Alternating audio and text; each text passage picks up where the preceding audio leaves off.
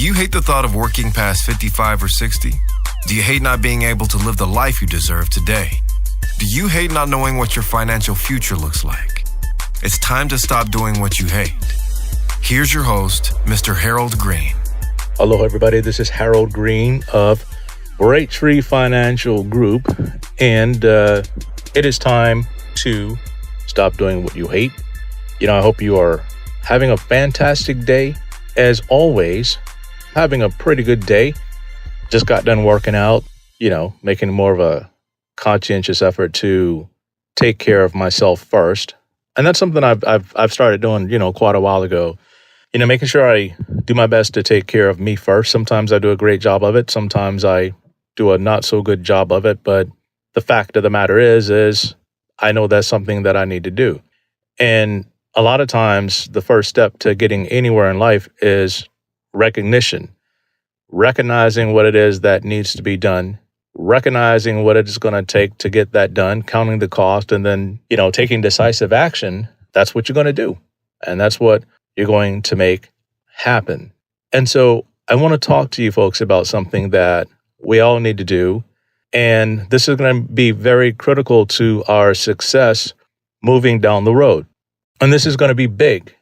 This is probably going to be one of the biggest topics I talked about in quite a long time. I mean, I do talk about important things, but I'm telling you, this is a game changer. And if you are not going to be ready for this, two things are going to happen. Either you're going to get with it or you're going to get ran over. And it's funny because I was talking to my neighbor the other day at the gym, and, we're talking about a decision that I had to make. And, she knows I own my own business and she knows what that takes. And actually, she's my next door neighbor and we go to the same gym. So we talk quite often. And I was explaining to her how things are in the world today. And I said, you have to move forward. You got to not only go with the flow, you got to be ahead of the flow. Because if you don't get ahead or stay up with what's going on, you're going to get ran over. She said, left behind. I said, there is no more left behind these days. I said, these days you get ran over. And I'm going to talk to you folks about that because there's a lot of people that are getting ran over every single day. What am I talking about here? I'm going to give you guys an example. The title of my show is this: Are you dialed in or are you checked out? Are you dialed in or have you checked out? And I'm going to submit to you folks today that you must get dialed in. So are you ready? 1, 2, 3, let's get it. Are you dialed in or checked out? This is tough, and I'm going to put this out there. There's some major things that are coming down the pipe right now. Some major things. Number one, we have AI, artificial intelligence. That's the big talk today. If you notice in the market, and before I say that, I got to tell you this, all investments do carry risk of loss. Make sure you go do your due diligence. Past performance is no indicator of future results. Make sure you understand your risk tolerance and your time horizons, and make sure you're getting second opinions and things like that from professional advisors before you make your investment decisions. Now, you can make them on your own if you want, but this advice and this information I'm giving you today does not constitute financial advice that you need to act on. That being said, if you look at the market today, who's up? Who's up right now? That phrase, we up right now. Who's up right now? Well, Microsoft, AMD, NVIDIA, Rambus, the chip makers, AVGO. They're up right now. And last time I checked, they were up quite decently over the past 6 months. Or we haven't hit 6 months yet, but they're up. And these guys are up. But what have the experts been telling us about the market? You ought to be buying value stocks. You ought to be moving away from growth. Don't get involved in growth. Stick to value. Stick to things that pay you dividends. Because when it all comes crashing down, all your money's going to be crashing down with it. These guys missed out on a lot of money, but I digress. AI is hot and popping right now. ChatGPT 1, 2, 3, 4, whatever they call it, it is hot right now. They're talking about people losing their jobs left and right. And I'm going to get into that in a second. That's number one. AI is huge right now. What's number two? Over the next 20 years, roughly $11 trillion or more is going to be changing hands from the baby boomers to the Generation Xers, like me, down to the millennials, and then on down to the Generation XYZ or whatever you want to call it. There is going to be a massive wealth transfer over the next 20 years. And that money is going to find its way into the hands of people that are way younger than us. I'm going to be 50 this weekend. I'm going to put it out there, right? May 20th, I turn 50, I turn 50, the big 50. And it's forcing me to understand a couple of different things. I got to do better at making sure that I'm dialed in and not being checked out, because there's some major things that we're going to have to pay attention to. And there's some major things that we're going to have to get with the program on.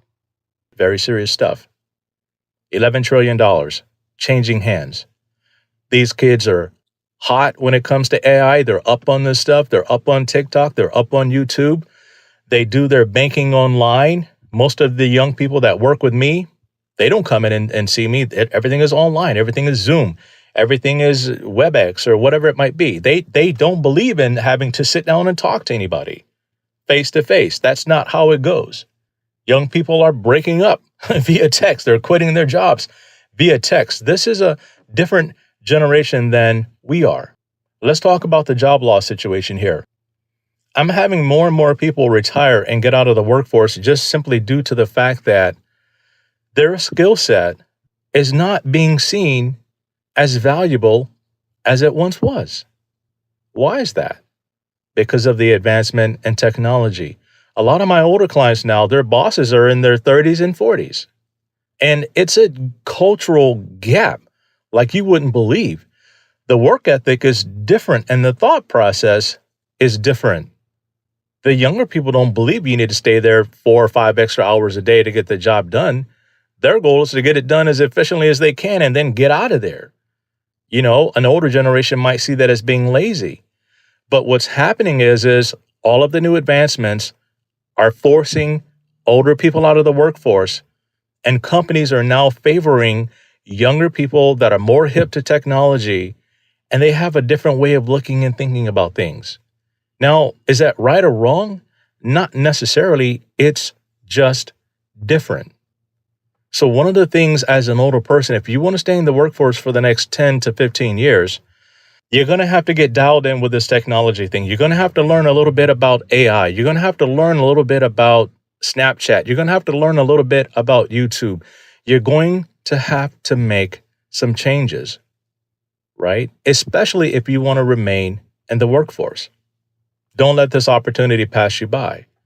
Because what we're going to have to do is we're going to have to change our skill set up a little bit. We're going to have to learn something a little bit different in order to not get ran over if you want to stay in the workforce. And this is important because, if you haven't saved everything that you need to save for retirement and you need that extra time in order to do that, then you're going to have to change your skill set up a little bit and not say, you know what, that's not who I am and I don't get down like that and that's not my generation and that's not my culture. If you want to stay involved and you want to get dialed in, you're going to have to make those adjustments. And maybe you have to take a class on computers. Maybe you have to go Google some AI stuff and learn a little bit about AI and how it works.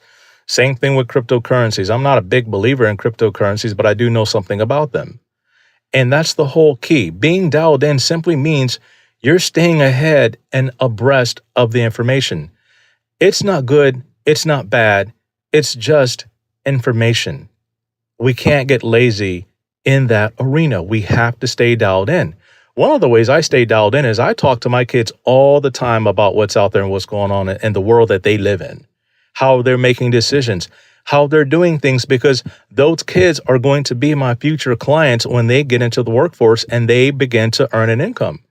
They're going to have to understand how to invest, but yet and still, I'm going to have to bring the message to them in a manner in which they understand it and that it makes sense to them. I can't come in there with my old school style and my old school way of doing things over talking about the situation. What I'm learning about the young people is you don't need to say a lot. They're pretty smart people. You only need to say one or two things that they get it. They get it really quick, right? We don't need to draw similarities and comparisons and all of. They don't really want any of that. They want to get to the point and then get on to the next thing because their attention span is maybe 40 seconds at a time, if that, right? They're on to the next, to the next, to the next, to the next. Is that good or bad? It's not good. It's not bad. It's just different. Some of the behavior can be detrimental. It just kind of depends, right? Everybody has to have their set point in terms of not overindulge in something that they should not. That's very important. Let's talk about this $11 trillion, how it's going to be passed down. And this is extremely, extremely important. A large amount of that money is tied up in IRAs. IRAs and accounts that are not Roth related, which are tax free, it's going to be passed down in a taxable manner. It is not going to go untaxed. The most important thing about this is they changed the rules a while back that now if you inherit this money, you have 10 years to take it all out. You have 10 years to take it all out. Whether you take it all out at the beginning, you take it out in a stream of steady payments until it's all gone, or you wait until the end and take it all out. So you're going to have a tax strategy in place to help mitigate the disaster that is coming down the road when it comes to this $11 trillion being passed down. Now, what is one of the most efficient ways you can offset taxes? Number one, you can use life insurance to help offset taxes. Life insurance is kind of costly, but it's important. One of the things we do in our rapid retire financial planning process is this. We use life insurance to help offset the taxes. And how do we pay for the life insurance policies? Well, we use the stock market gains to pay the premiums on the life insurance policy. So someone may say, okay, now this is not a guarantee. Someone may say, okay, I'm going to pay so many tens of thousands of dollars a year for my policy. There's a couple of different ways people can pay for that. Now, this all depends on your situation and how, whether you're a sophisticated investor or not. I've had some people using their rental properties to pay for the life insurance policies. I have some people using their home equity lines of credit, depending on if they're a sophisticated investor, from those rental properties in order to pay for it. It just depends on the situation. Not everybody can do that. Not everybody qualifies to do that. But that's one of the things that you can do. Why is that so important? Because the life insurance policy is passed down to your heirs, depending on how it's set up, tax-free. There are no taxes. You can leave $1 million, $2 million, $3 million, $4 million, $5 million, $50 million in life insurance to someone tax-free.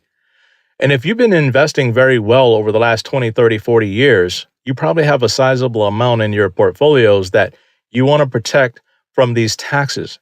The other thing that people can do is they can convert to a Roth IRA. I'm sure you heard this stuff before, but the question is how do you go about doing that? Well, you have to sit down with your tax person and then figure out what is the tax situation going to be like when you begin doing these conversions, and make sure you plan accordingly in regards to how you're going to pay that tax. One of the things we do with our clients is we set up a money management plan where we can send them funds to send to the IRS every quarter directly to make sure that that's being covered. And if you want to know more about our money management plan, feel free to get on my schedule and I'll talk to you about that.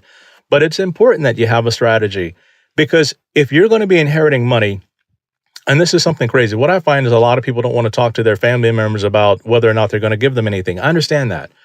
But if you're an older person and you're listening to the show, here's something you got to understand.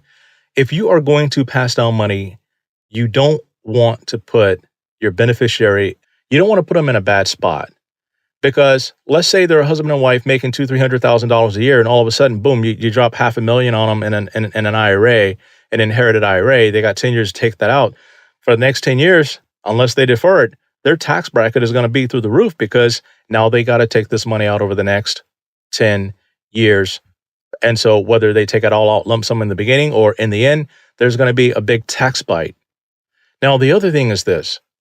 If they're in the process of sending their kids to college, colleges look at all of this money that's coming in. I've seen it happen time and time again, where all of a sudden you're trying to apply for financial aid, boom, you get inheritance. Maybe it's not enough to cover the whole thing, but now you're being shot in the foot for financial aid because someone left you money in the wrong kind of position, and it's not enough to cover the whole cost of college. And so you're going to be giving up financial aid. There's a lot of different things that go into this financial planning process when it comes to this $11 trillion coming down the pipe. So if you think that you are going to be inheriting money down the road from a family member, regardless of whether you know what it is, you definitely want to sit down and talk to somebody about it and make sure you're planning accordingly so that when this money hits you, it doesn't hit you in the wrong way. So, number one, this AI thing is hot. You got to learn about it. You got to look at companies that are moving forward with AI, and you definitely want to take a look at adding some of those in your portfolio. Some of them are risky. Be careful because there's a lot of people saying that they're they're getting involved in AI, and it's going to be just like the .com bubble when everybody says, yeah, I got a .com, I'm so-and-so.com. Next thing you know, boom, they're bankrupt, nothing. IPO went big, they got their money, they're out, and now you're left holding the bag with some crappy .com company that's not worth jack. Same thing is going to happen with the AI. So you got to make sure that you're getting into the right AI players, right? Number two, you're going to have to make sure you're dialed in and that you are getting ahead of the information and you're not getting ran over. So I just wanted to drop this little nugget on you folks, these couple of things on you today, just to kind of share with you where I'm at and what I'm thinking and what I see going on in my world today. And so if you want to talk about our money management plan and how maybe to help make sure that when the $11 trillion does begin to hit, that you're not in a bad place in order to receive that money. Everybody thinks, yeah, I'm going to get inheritance is great. But sometimes the way it's left behind to you can be very problematic in your situation. So click in the show notes, click on my calendar. I'd love to sit down and chat with you just to kind of see where you folks are at and to make sure there's no hidden disasters waiting for you. So thanks for allowing me to share this with you folks today. Until next time, everybody, 1, 2, 3, let's get it. This is thepodcastfactory.com.